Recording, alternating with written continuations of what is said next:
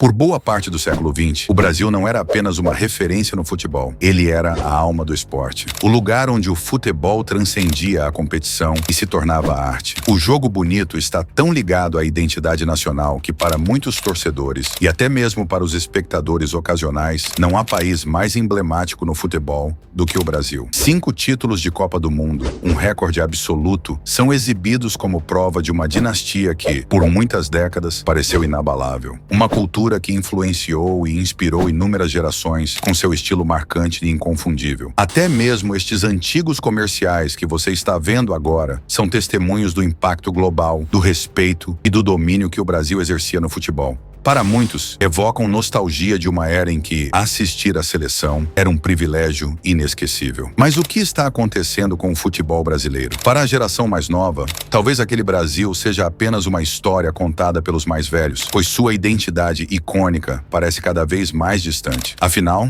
dizem que todo império um dia entra em declínio. No contexto do futebol, poucos imaginariam que um dia veriam a seleção brasileira perder o brilho de maneira tão acentuada. Do jogo bonito sendo deixado para trás pelas táticas modernas, passando pela perda de identidade e a queda na produção de talentos, até a falta de evolução. De uma equipe que todas as nações temiam enfrentar para uma seleção que agora luta para superar equipes como a Bolívia e corre o risco de nem se classificar para a próxima Copa do Mundo. Esta é a decadência do futebol brasileiro. E como ela aconteceu?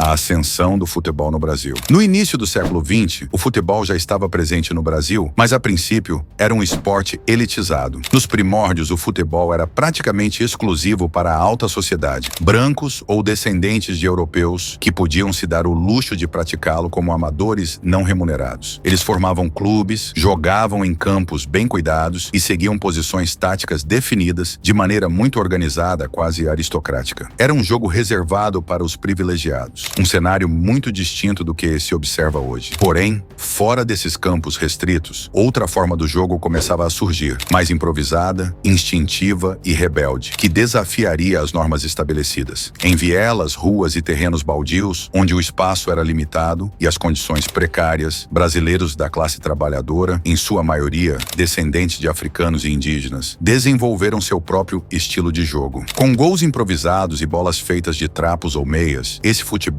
era moldado pela criatividade, habilidade e improvisação. Foi nesses jogos de rua que a essência do jogo bonito nasceu, preparando silenciosamente o Brasil para uma revolução futebolística. Os traços desse estilo estão presentes em toda a história do futebol brasileiro. O drible ritmado lembrava os passos do samba, uma expressão cultural do país. Movimentos plásticos como bicicletas, embaixadinhas e o uso do corpo para dominar a bola remetiam à capoeira, a arte marcial brasileira de influência africana. Então, em 1958, um jogador nascido dessa cultura emergiu de um bairro humilde de São Paulo para encantar o mundo. Pelé. Ele era a personificação do espírito do futebol brasileiro. Com seus 17 anos no lado de Garrincha e Vavá, deslumbrou o planeta com uma criatividade e talento inigualáveis. Enquanto outras seleções jogavam de forma engessada e metódica, o Brasil inovava com sua fluidez e improvisação. Eles estavam avançados para a época, parecendo imbatíveis. A era dourada do Brasil, comandada por Pelé, consolidou-se com a conquista de 3 Copas do Mundo entre 1958 e 1970, elevando o país até o topo do futebol mundial.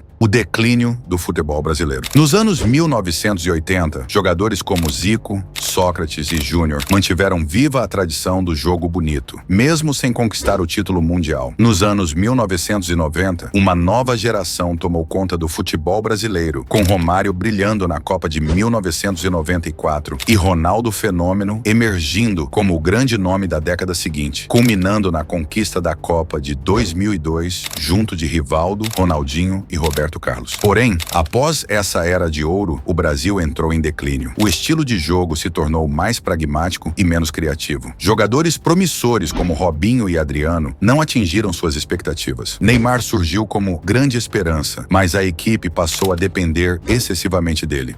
O ponto mais baixo veio em 2014, quando o Brasil sofreu o histórico 7-1 contra a Alemanha, em casa. Desde então, a seleção tem sido inconsistente. Apesar da Copa América de 2019, o desempenho não convenceu. Na Copa de 2022, o Brasil parecia promissor, com jovens talentos como Vinícius Júnior, mas acabou eliminado pela Croácia nos pênaltis. O futebol brasileiro enfrenta desafios sérios, táticas ultrapassadas, falta de renovação defensiva, escassez de treinadores de elite e a saída precoce de jogadores para a Europa, comprometendo a identidade do jogo bonito. Além disso, escândalos na CBF e crises internas afetam ainda mais a seleção. Hoje o Brasil está em uma situação crítica nas eliminatórias, correndo o risco de não se classificar para a próxima Copa. O que antes era uma seleção temida, agora busca recuperar sua identidade perdida. Será que o Brasil conseguirá voltar ao topo? Ou seu legado será apenas uma lembrança nostálgica de um passado glorioso?